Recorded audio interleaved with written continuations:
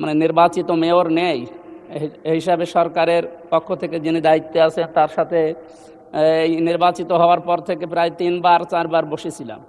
কিন্তু ওনার যে কর্মকাণ্ড বা ওনার উদ্যোগ আমাদের সবার কাছে কেমন সন্দেহজনক মনে হচ্ছে, কারণ কাজকর্মের কোনো গতি আমরা এখনও বৃদ্ধি করতে পারছি না। আমরা নির্বাচিত সদস্য হওয়ার পরেও তার কাছে যে সমস্ত বিষয়গুলো পাওয়ার কথা এগুলো না পাওয়ার কারণে জনমনে একটা আমাদের প্রতি ভিন্ন একটা ধারণা তৈরি হচ্ছে।